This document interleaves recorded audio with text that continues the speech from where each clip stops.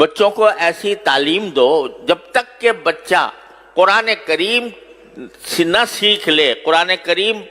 اس کو پڑھنا نہ آ جائے، اس وقت تک کسی اور کام میں اس کو مت ڈالو۔ ہمارے ہاں الحمدللہ مسلمانوں کی تاریخ یہ ہے کہ سب سے پہلی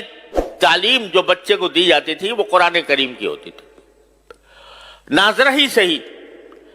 لیکن ناظرہ قرآن کریم بھی انسان کی زندگی میں انقلاب برپا کرتا ہے۔ اگر صحیح طریقے سے ناظرہ پڑھ لے نا بچہ تو اس کے دل میں ایمان کا بیج پڑ جاتا ہے، اور پھر آگے وہ ایمان کا بیج اس کو بہت سی برائیوں سے روکتا ہے۔ تو جب تک اس بات کا یقین نہ ہو جائے کہ میرا بچہ قرآن کریم پڑھنے کے قابل ہے، اس وقت تک اس کو آگے نہ بھیجو۔ اب ہمارے یہاں وزیر تک بن گئے ہیں لوگ، اور جب ان سے کہا گیا قل اللہ پڑھ لو تو قل اللہ پڑھنے نہیں آ رہا۔ تو وہ در حقیقت یہ اس لیے کہ ہم نے ہمارے ذہن سے دین کی تعلیم و تربیت کی اہمیت ہی ختم ہو گئی۔ ہمارے دل میں اس کی اہمیت ہی نہیں ہے کہ ہمارا بچہ جو ہے وہ دین کی معلومات، دین کا علم حاصل کرے۔ نہ صحیح، ٹھیک ہے، ہم نے یہ نہیں کہتے کہ آپ ہر ایک کو عالم دین بناؤ، ہر ایک کا عالم دین بننا بھی فرض نہیں ہے کہ آپ پورا درس نظامی پڑھاؤ 8 سال تک، لیکن اگر کم از کم جو انسان کے ذمہ فرض عین ہے اس کا علم تو بچے کو ہر حال میں ہونا چاہیے، اور اس کے لیے کسی ایسی درسگاہ، الحمدللہ اب ایسی درسگاہیں موجود ہیں جس میں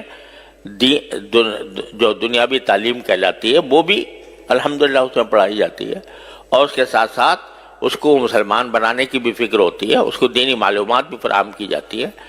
ایسی درسگاہوں کے اندر اس کو بھیجو۔ جب تم خود ایسے درسگاہوں میں بھیج دو گے جہاں پر الحاد اور بے دینی کا چرچا ہے تو پھر وہ اس کی ذمہ داری تمہارے اوپر عائد ہوتی ہے کہ تم نے ایسی جگہ بھیجا کیوں۔ اور دوسری بات یہ کہ اگر فرض کرو کہ کوئی بچہ آپ نے کسی درسگاہ میں بھیجا، کسی اسکول میں بھیجا، وہاں پر دین کی معلومات اس کو حاصل نہیں ہو رہی، دین کا علم اس کو حاصل نہیں ہو رہا، تو کم از کم اتنا تو کر لو کہ اپنے گھروں کے اندر تھوڑا سا وقت اپنے بچوں کے ساتھ ایسا نکالو جس میں کچھ دین کی معلومات بچوں کو فراہم کی جائیں۔ کم از کم سیرت طیبہ، نبی کریم صلی اللہ علیہ وسلم کی سیرت طیبہ سب مل کر گھر والے بیٹھ کر تھوڑا سا وقت نکال کر اس میں پڑھیں۔ اس سیرت طیبہ میں نبی کریم صلی اللہ علیہ وسلم کے حالات زندگی بھی ہیں، اس میں نبی کریم صلی اللہ علیہ وسلم کے اخلاق بھی ہیں، آپ کی معاشرت بھی ہے، آپ کے سکھائے ہوئے آداب بھی ہیں، وہ سارے کے سارے اکٹھے بیٹھ کر پڑھیں۔ اس میں کیا مشکل کام ہے؟ رات کو تھوڑا سا وقت سونے سے پہلے اپنے سارے بچوں کو جمع کر کے اور اس میں خود نبی کریم صلی اللہ علیہ وسلم کی سیرت طیبہ کی کوئی کتاب پڑھ لو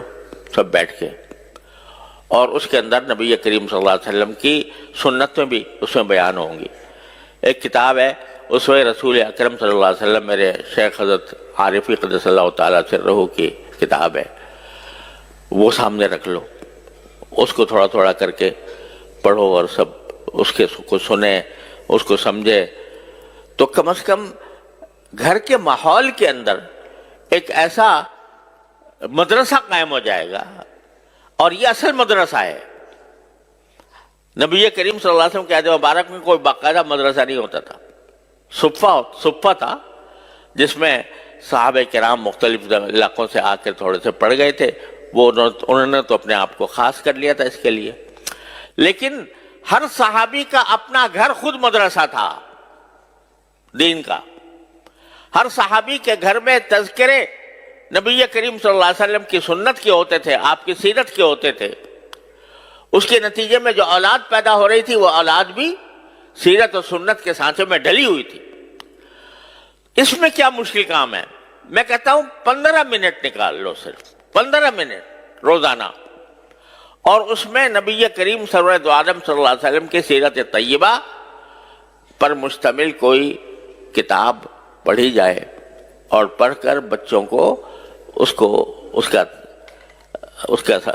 علم دیا جائے سیرت طیبہ کا، اور پھر سیرت طیبہ کے ساتھ جو بنیادی ضروریات ہیں دین کی، وضو کے احکام، نماز کے احکام وغیرہ وغیرہ، اور اخلاق، آداب، کس چیز کے کیا ادب ہے، کھانے کا کیا ادب ہے، سونے کا کیا ادب ہے، بازار جانے کا کیا ادب ہے، خرید و فروخت کا کیا ادب ہے، یہ ساری باتیں رفتہ رفتہ روزانہ کر کے اگر 15 منٹ بھی روزانہ ہر انسان، ہر مسلمان نکال لے اور اپنے اولاد کی اس طرح تربیت کرنے کی فکر کرے تو انشاءاللہ اللہ تعالیٰ کی رحمت سے ایک انقلاب آ جائے گا۔ لیکن چونکہ فکر نہیں تو اس کی وجہ سے یہ چھوٹا سا کام بھی نہیں ہو پا رہا،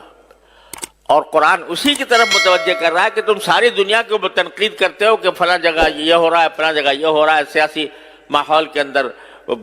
بے چینی ہے، اضطراب ہے، انتشار ہے، لڑائیاں ہیں، جھگڑے ہیں، تنازعات ہیں، ان سب کی شکایت تو کرتے ہو، لیکن خود اپنی طرف متوجہ ہو کر نہیں دیکھتے کہ تمہارے ہاں کیا کمی ہے۔ اگر تم فرض کرو کہ مکمل طور پر اسلامی احکام پر عمل کر رہے ہو لیکن تمہاری اولاد اور تمہارے گھر والے دوسری طرف جا رہے ہیں، اس کی ذمہ داری بھی تمہارے اوپر عائد ہوتی ہے، اپنی فکر کرو۔ اور اس کا ایک آسان راستہ میں آپ حضرات کی خدمت میں عرض کر رہا ہوں کہ 15 منٹ نکال لو روزانہ رات کو، اور اپنے گھر والوں کو جمع کر کے اس میں سیرت طیبہ اور احکام شریعت کی کتاب حضرت حکیم محمد مولانا تھانوی رحمۃ اللہ علیہ کی حیات المسلمین ہے مثلا، وہ پڑھ کے، بہت آسان کتاب ہے، آسانی کے ساتھ پڑھی جا سکتی ہے، وہ پڑھ کے سب کے سامنے پڑھی جائے تو انشاءاللہ اس سے ایک ماحول پیدا ہوگا اور اصلاح کی طرف ایک پیش قدمی ہوگی۔ اللہ تبارک و تعالیٰ اپنے فضل و کرم سے ہم سب کو اس کی توفیق عطا فرمائے۔ وآخر دعوانا الحمدللہ رب العالمین۔